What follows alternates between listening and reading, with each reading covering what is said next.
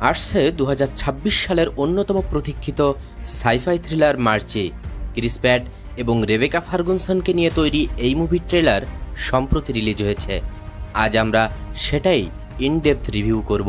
ট্রেলারটি দেখেই বোঝা যাচ্ছে এটা একটা হাই কনসেপ্ট, টেনশন ভরা এবং ভবিষ্যৎ নিয়ে চিন্তাভাবনা করার মতো একটা মুভি, যা মনে করিয়ে দিবে মাইনরিটি রিপোর্ট বা ইকুইলিব্রিয়ামের মতো সাইফাই থ্রিলারের কথা।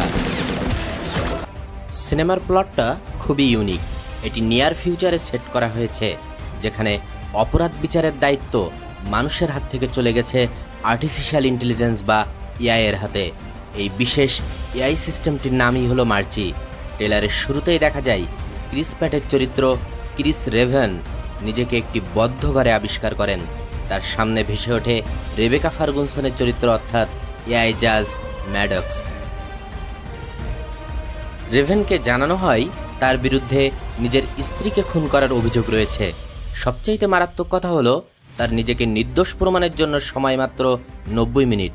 যদি সে তার ইনোসেন্সের থ্রেশহোল্ড 92%-এর নিচে নামাতে না পারে, তাহলেই তার মৃত্যুদণ্ড কার্যকর হবে। রেভেন একজন অভিজ্ঞ ডিটেকটিভ, কিন্তু সে এখানে অসহায়।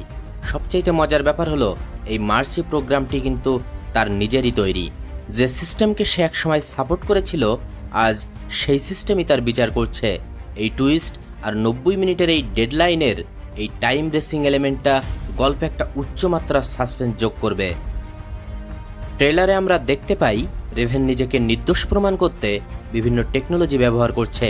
পুরনো টেক্সট মেসেজ, ভিডিও ফুটেজ সবকিছু খুঁটিয়ে খুঁটিয়ে দেখছে।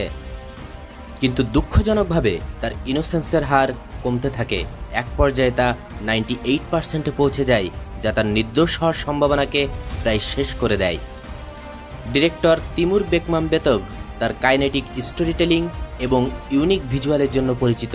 ওয়ান্টেড এবং আনফ্রেন্ডেড এর মতো ছবিতে আমরা তার কাজ দেখেছি। এই ট্রেলারেও তার সেই সিগনেচার স্টাইল দেখা যায়। মুভিটি আইম্যাক্সের জন্য তৈরি করা হয়েছে, তাই ভিজুয়াল কোয়ালিটি নিয়ে কোনো সন্দেহ নেই।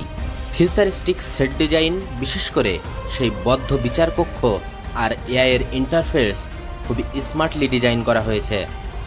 ট্রেলারের একটি দৃশ্যে এলএফিডি অর্থাৎ লস অ্যাঞ্জেলেস পুলিশ ডিপার্টমেন্টকে একটি বিল্ডিংয়ে প্রবেশ করতে দেখা যায়, সম্ভবত বোমা হামলার সন্দেহে। অ্যাকশন এবং সাসপেন্সের মিশ্রণ এই মুভিটিকে শুধু একটি সাইফাইয়ের মধ্যে আটকে রাখেনি, একটা সলিড অ্যাকশন থ্রিলারেও পরিণত করেছে। অভিনয় নিয়ে কথা বলতে গেলে ক্রিস প্যাটকে আমরা সাধারণত কমেডি বা অ্যাকশন কমেডিতে বেশি দেখি, কিন্তু এখানে তার ইন্টেন্স পারফরমেন্স চোখে পড়ার মতো। একজন অসহায় কিন্তু লড়াকু মানুষের চরিত্রে তাকে দারুণ মানিয়েছে।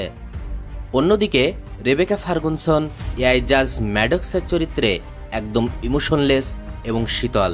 তাদের দুজনের মধ্যে স্ক্রিনে যে মানসিক দ্বৈরথ দেখা যায়, সেটাই এই মুভির মূল আকর্ষণ।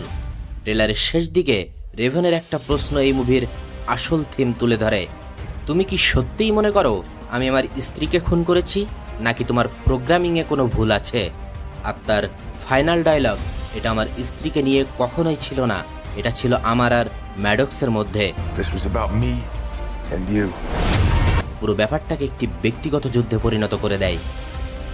মার্চি শুধু একটি থ্রিলার নয়, এটা বিচার ব্যবস্থায় এআইয়ের ভূমিকা, মানুষের নৈতিকতা এবং প্রযুক্তির উপর অতিরিক্ত নির্ভরতার মতো গুরুত্বপূর্ণ প্রশ্ন সামনে নিয়ে আসে। মুভিটি 2026 সালের 23শে জানুয়ারি থিয়েটারে আসছে।